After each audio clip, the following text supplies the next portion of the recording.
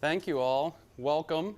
As he introduced me, my name is Nate Parkinson, and this is my third week with the Park Service.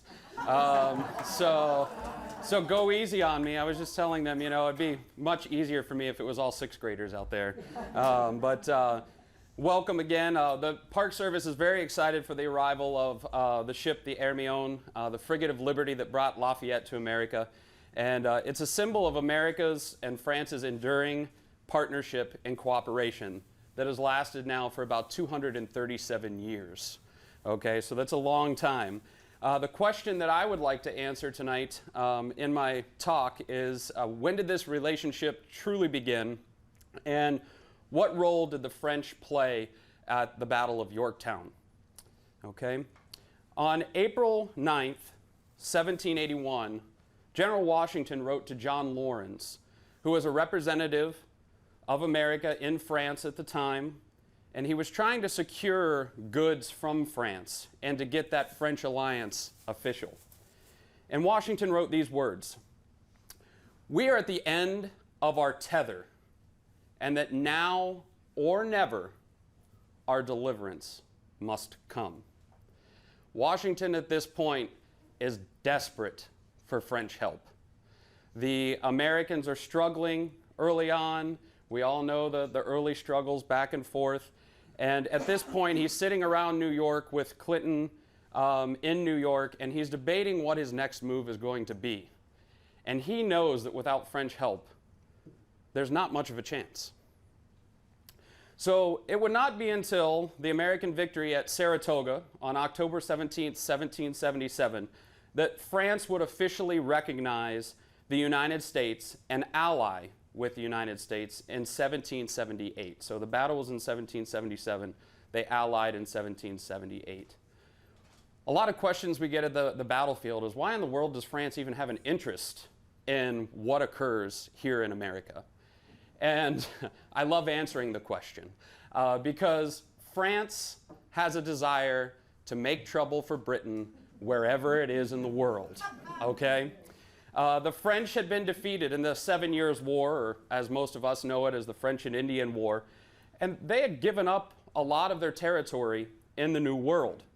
So when this new idea of American independence came along, the French thought, well, why not? So France had sent supplies as early as 1775, even though the alliance wouldn't come until 1778.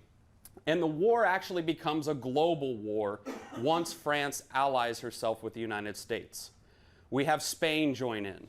We have the Netherlands join in. It becomes a world war for the British front. Britain is fighting all over the world. Most of us have heard the quote, the sun never sets on the British Empire. That's because, it was global at that point.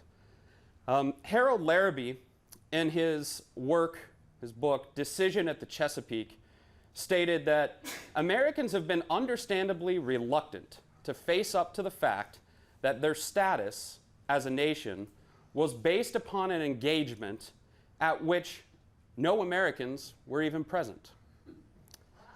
And that is what we're going to discuss this evening in length and detail. And Mr. Larrabee is discussing one of the most overlooked and decisive events in world history, and that is the Battle of the Capes. In the spring of 1781, Lord Cornwallis had abandoned his Carolina campaign. He had essentially been chasing Nathaniel Greene back and forth across the Carolina countryside. Nobody's really, coming out with these major victories. And Cornwallis gets fed up with it, and he makes up his own mind. He says, where are they getting these supplies from? Where are they getting these troops to refill their ranks every time? Well, the great state of Virginia is where they're getting their troops from and their supplies. So he decides that he is going to march into Virginia. We sort of have the same scenario play out. He marches to Portsmouth, and that's where he initially wants to set up a naval base in Portsmouth. He sends out his engineers to survey the land to see how defensible Portsmouth is. And they come back and they're kind of on the fence about Portsmouth. And Cornwallis says, it's not going to work. With the troops that I have and the amount of artillery that I have, it's not going to work. So we have to go with our second choice, the village of Yorktown. So Cornwallis is, kind of hemmed in by Lafayette, who Lafayette is struggling with a very small force and playing this cat and mouse game back and forth across Virginia. And Cornwallis decides when he's at Williamsburg, I'm going to head to Yorktown and settle there. And he starts to build his defenses because, he doesn't have much to worry about, Cornwallis, in his mind at this point in time. He's not worried about the American Navy. There really is no such thing as the American Navy at that point in time. He's not worried about Lafayette. He knows that if he has to break out, he can punch through Lafayette. See, in the American Revolution, they didn't have Facebook or social media to let him know that Washington had already made the decision along with Rochambeau. Rochambeau gave him a little prodding to come down here to Virginia instead of attacking New York, but that they were already on their way. On top of that, we also have a French fleet that is departing on September 5th. It departs from Cape Haitian for the Chesapeake. So we're talking about the West Indies and Admiral Dugras. Admiral Dugras and his fleet have been ordered to America, but it's really up to him where he wants to go. Rochambeau writes him a letter, prods him. We need to go to the Chesapeake. Don't go to New York, because that's what Washington wanted, but he knew that it was going to be pretty impossible to take New York at that point in time. So fortunately, Washington decided to do what we all call his great gamble. He put on this great gamble of, do I go down to Virginia on the chance that Dugras is really on the move? There's no official word. He couldn't update his status or send a text message to him. So Washington and Rochambeau eventually depart New York in secrecy. They actually send troops marching back and forth across the woods to make it look like that they're still there. And Clinton is pretty much fooled at that point. Washington doesn't learn of Dugras' departure until September 5th that year. On August 10th, British Admiral Hood departs Antigua in hopes of catching Dugras headed north. Now, see, the British had a bit of technological advancement on their side, and that was their ships were copper-hulled. Okay, so their ships are completely covered in copper along the bottom. That means that their ships move approximately 1 to 2 knots faster than what Dugras is doing moving up the coast. So even though they leave later, they know that they can catch him. But Dugras knows that as well. He's not a dumb man. So he decides to go up what are called the Straits of Florida. And if you're a naval historian, you'll know that the Straits of Florida at this period of time are a pretty treacherous area. Lots of unmarked shoals, so it was really a gamble. So as he's moving up the straits, and we have Admiral Hood going up towards New York as well, catching up with that 1 to 2 knots a day, Dugras does something interesting. He pulls a trick. He sails out to sea. And as he sails out to sea, what do the British do? Where do they go? They're hauling right up the coast, right? So, boom, okay? He goes up on by Admiral Dugras. Dugras comes back in. Now, at this point, Hood wants to stop by the Chesapeake to see where Dugras is. So he sends in a couple of scout ships to see what's going on inside of Chesapeake Bay. Nobody home. So Hood decides that he's going to go on up to New York. And as he sails up to New York, Dugras sails into the Chesapeake. So Dugras had fooled Admiral Hood into thinking that he was going to go straight to the Chesapeake, whereas he's sort of doing this feint maneuver out into the ocean. On August 25th, another French admiral, Du Barras, see where I'm getting the names all confused? It's pretty difficult going back and forth here. But Dugras and de Barras are both of the French admirals. And de Barras departs from Newport, Rhode Island. His main goal or objective is to arrive in the Chesapeake with siege weapons for Rochambeau and Washington. Once they get there, they want to put these siege weapons in place. 24-pound cannons, okay, big cannons to literally beat Cornwallis into submission. So he leaves on August 25th with the siege weapons, and the British Admiral Graves is now in command of Hood's combined forces. Hood had arrived in New York. Graves is the overall commander, so he sort of consumes that. It's a reinforcement, essentially. And British Admiral Graves is now in command of Hood's combined force, and on September 1st, 1781, they depart Sandy Hook, New York, in the hopes of catching de Barras. Barras pulls the same trick that de Grasse had pulled. He sails out to sea, the copper-hulled ships of the British coming down the East Coast, like little corvettes, stream on down, and when they arrive at the Chesapeake, what do they see? But de Grasse and his fleet. 28 ships of the line. Now, I'm going to use numbers here, so forgive me, because every book that you read, believe me, I've read them all in the past 2 days. They all give conflicting reports of how many ships are at this battle. Now, so some people say that upwards of 35 for de Grasse and de Barras once they combine forces. But we're going to say that as part of the battle, there were 28 French ships sitting in the Chesapeake Bay. On the morning of September 5th, the first British scout frigate signals the fleet that the French are at anchor in the Chesapeake. The French fleet was stretched from Cape Henry to the Middle Ground. So this map here is very famous, and I know it's difficult to see. I apologize. It won't stick to the wallpaper.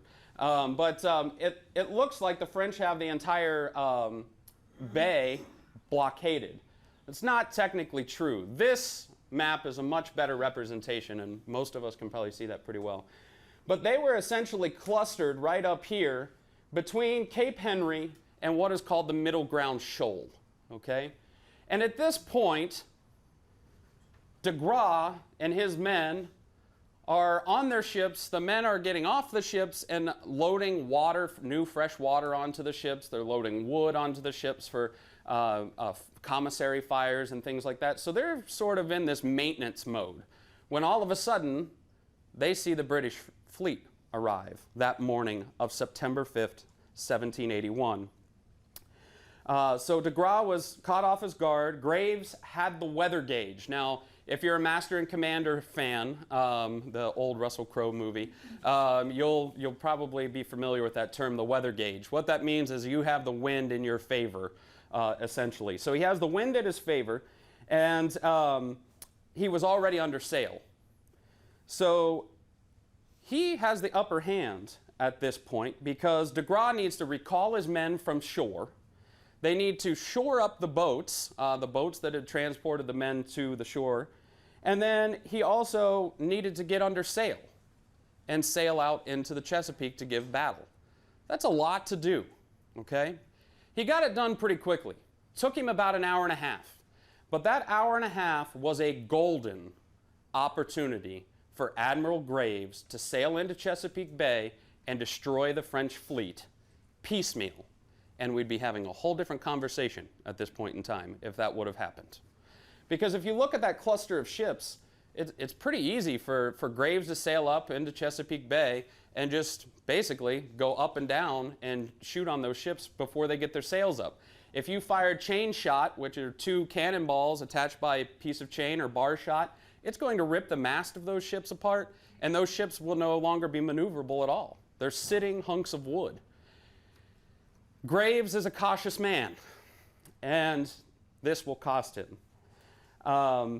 After the hour and a half, Graves, instead of ordering the men or the ships to take the ships in the harbor, he orders the fleet to form a line of battle with one cable length between each ship. So essentially forming a line of battle just like the infantry would. And a cable length is about 608 feet. That's from the British Admiralty. 608 feet between the ships. So not until the French fleet had also formed that straight line did Graves give the order to bear down and engage. Bear down meaning going against the wind to engage the ships. Graves also didn't have his previous command taken down. So now you have two different commands flying in the air, no text messaging, remember, couldn't figure it out. The captains are completely confused at this point. What does he want us to do? Does he want us to stay in line? Does he want us to go after the easiest prey ship? We have no idea. Let's stay in line. So not until 4 o'clock, so we're talking early morning September 5th at that point, not until 4 p.m. does the battle actually begin. 2.5 hours later, at 6:30 p.m., the cannon silence as darkness falls. Each side takes stock of the damage and injury to the fleets. Let's back up a little bit and talk about the battle itself. So, one of the most decisive battles in history, and we hear this often, if you're a history buff, you'll hear that a lot of these decisive battles are over in no time. These ships come out and they meet each other in this line of battle. And remember, Graves forms his into a battle line, and then the French have to quickly recover. So the French are coming out. As the French come up, the front of these lines is called the vanguard, okay? They actually are the only ones who fire at each other during the entire battle. It's about 8 ships that are close to each other firing. And they do that for about an hour and a half. The middle section of line, they were 2 miles apart, so they're firing cannonballs, and the cannonballs are landing way out in front of the ships. They're not even hitting each other. These guys in the back never even fired at each other. Okay? Pretty crazy battle when I was reading about it. You know, like you hear this big battle, and I was all excited that it was going to be Master and Commander-ish. But it really wasn't. You know, there was only really 8 ships that are engaged by that point. So after this happens, as night falls and they take stock of the damage that had occurred to these ships, they actually sail for the next 3.5 days in lines of battle parallel to one another, but never come close enough to fire on each other. They sail all the way down to about where Cape Hatteras is today before anybody makes a decision, okay? Now, we probably already forgot about good old de Barras who's coming down. So de Barras is coming down from Newport. He has his ships laden with these 24-pound siege cannons. And as he comes into the Chesapeake, he doesn't know what he's going to see. And what he finds is an open gateway all the way up to Jamestown Island. So he sails in, and on September, I want to say it's the 11th, let me make sure. September 11th, or September 10th, de Grasse orders his ships back to the Chesapeake. 2 days later, Admiral Graves finally decides that he should probably follow them. So 2 days later, he decides to return to the Chesapeake. Well, when he returns to the Chesapeake, he's in for a surprise. Because as he returns to the Chesapeake, he finds not only de Grasse, but also de Barras, reinforcing the naval station there in the Chesapeake Bay. So after the fleet had arrived, Graves meets with his captains on board his flagship, the London, and they have a council of war to discuss what are our options. And Graves and his captains decide, well, Cornwallis, you're on your own. We can't take on these 2 French fleets together, not without reinforcements from Clinton up in New York. So they decide to sail to New York. That seals the deal for Cornwallis at that point. There's nothing Cornwallis can do because literally overnight, Cornwallis wakes up, he thinks he just has, Lafayette out there. Well, he finds out that the British have left him, the British Navy has left him and gone to New York, and when he gets up, he looks out, and he's now surrounded by about 14,000 troops of the French and the Continental armies, along with the militia units at Yorktown. So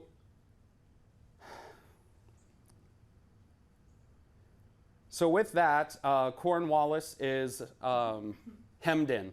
There's nothing left that he can do, and he holds out for just a few more days before on October 19th, Cornwallis surrenders to the forces of Washington and Rochambeau. Washington and Lafayette did meet on de Grasse aboard his ship, the Ville de Paris, And it was then that de Grasse had informed Washington that he would be able to stay in the Chesapeake until the end of the month. That was really good news for Washington. And to talk a little bit about Washington and this de Grasse, the amount of mail that was sent between the two of them is absolutely overwhelming. It fills 2 volumes of a book in our library. Washington is pleading with de Grasse for every little thing that he possibly can, because when the Battle of the Capes is occurring on September 5th, Washington is still at the head of the Elk. So he's still up north in the Chesapeake Bay, and he really needs transport ships. So that was the first thing that he really pleaded with de Grasse for, and de Grasse finally said, yes, you can have the transport ships. And then Washington, after the battle, and he's meeting with him, he's pleading for him to stay until the end of October so that they can have that chance for Cornwallis to surrender. And so we discussed, we all know the rest of the story. Cornwallis was forced to surrender. De Grasse's victory and ability to provide support, transportation, and protection for Washington's forces and America in general, combined with the French infantry and engineers under Rochambeau. If it wasn't for them, the siege itself could have been a little iffy. So thank goodness for French engineers as well. They really were key factors in the victory over the British at Yorktown. And that is what really cemented and formed that lasting bond that we will soon celebrate in the early part of June, as once again a French ship with her sails flying will come up that beautiful wide York River. And as the ship arrives, I would like everybody in here and everybody at home to stop and think back to your ancestors that maybe were at that battle, whether French, German, and try to feel what they may have felt as that ship comes up the river. If you're of French descent or you're a proud American from the very beginning, you're going to feel that joy as the Hermione comes up the river.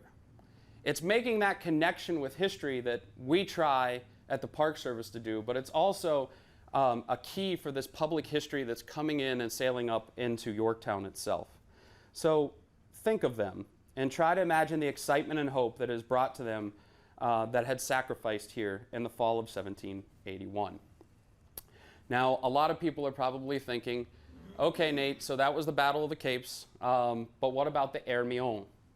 The Hermione, the next speaker I know is going to elaborate more on this, so I'm not going to go too much into it, but she did not play a role in the battle itself of the Capes. She was the last ship to arrive at the blockade on September 10th, but she did bring 6,000 pounds of gunpowder from Boston to reinforce the group that was here at Yorktown. She was eventually dispatched by de Grasse in October to pick up cattle, which would then supply the Allied forces that were overwintering here before the French forces would go back home. So she was one of the 3 ships to stay in the Chesapeake after the departure of de Grasse in November as well. So she did spend, even though she was the last one to sort of join the blockade, she did spend a great deal of time in the York River and the Chesapeake Bay. So, thank you.